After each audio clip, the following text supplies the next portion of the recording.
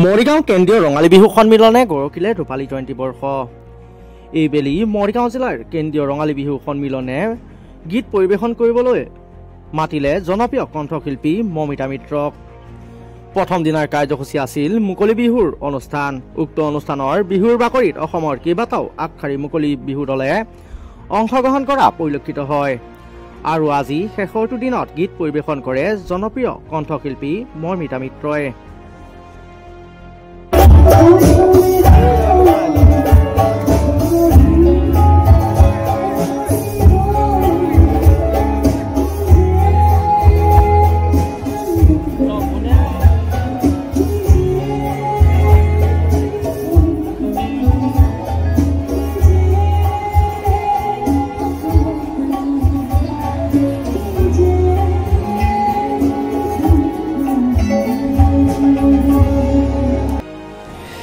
মমিতা মিত্ৰই দুটা গান গোৱাৰ পিছতে কেন্দ্ৰীয় ৰঙালী বিহু সন্মিলনীৰ বিষয়ববীয়াসকলে মঞ্চত মমিতা মিত্ৰক গামোচা আৰু জাপিৰে সম্বৰ্ধনা জনায়।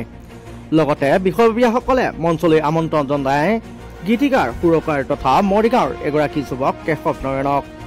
আৰু কেন্দ্ৰীয় ৰঙালী বিহু সন্মিলনীৰ বিষয়ববীয়াসকলে গামোচাৰ লগতে মানপত্ৰ প্ৰদান কৰে কেশৱ নয়নক। আৰু তাৰ পিছতে মমিতা মিত্ৰই কেশৱ নয়নক দেখি ভৰিত ধৰি সেৱা কৰে আৰু হাতযোৰ কৰি প্ৰণাম কৰে। লগতে মমিতা মিত্ৰ আৰু কেশৱ নয়নে নিজে লিখা গান এটা দুয়ো একেলগে মঞ্চত গায়।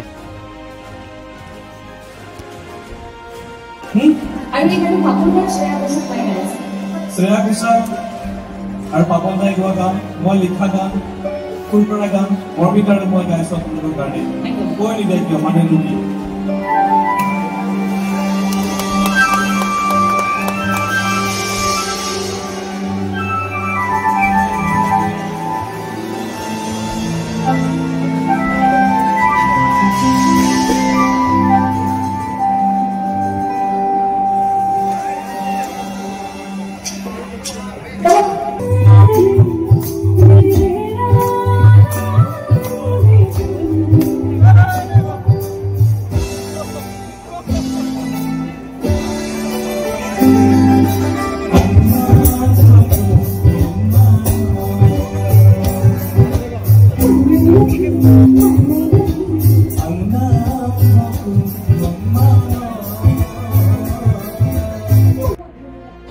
লগতে কেশৱ নয়নক ভৰি ধৰি সেৱা লোৱা সন্দৰ্ভত কেশৱ নয়নে কয় যে মমিতা মিত্ৰই ভাল গায় আৰু কণ্ঠ বহুতেই ভাল আৰু ভইচত এনাৰ্জি আছে।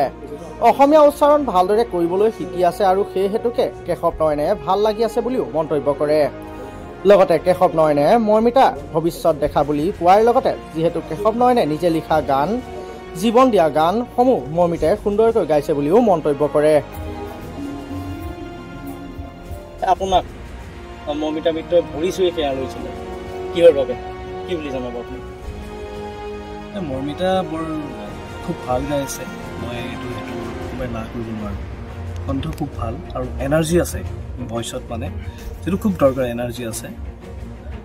অসমীয়া উচ্চাৰণ খুব ভালদৰে কৰিবলৈ শিকি আছে, খুব ভাল লাগিছে সেইটো কাৰণে। আৰু মমিতাৰ মইতো ভৱিষ্যত দেখিছোঁ আৰু মোৰ নিজে লিখা গান, মই জীৱন দিয়া গান, সেই গানকেইটা মমিতাই খুব সুন্দৰকৈ গাইছে। আজি আমি একেলগে যেনেকৈ গালোঁ কৈ নিদিয়ে কিয়, তাত মমিতাই মই দেখা পাইছোঁ বস্তুটো এন্থুচিয়াজম বা তেওঁৰ যিটো মানে উৎসাহ সেই বস্তু দেখা পাইছোঁ। মোৰ হিচাপততো খুব আগলৈ যাব। আৰু এনেদৰে শেষৰটো দিনত মমিতা মিত্ৰৰ গীত পৰিৱেশনৰ পিছতে সফল সমাপ্তি হয় মৰিগাঁও জিলাৰ কেন্দ্ৰীয় ৰঙালী বিহু সন্মিলনৰ অনুষ্ঠান। মৰিগাঁৱৰ পৰা চন্দন হীৰা ৰিপৰ্ট, লোকেল 18।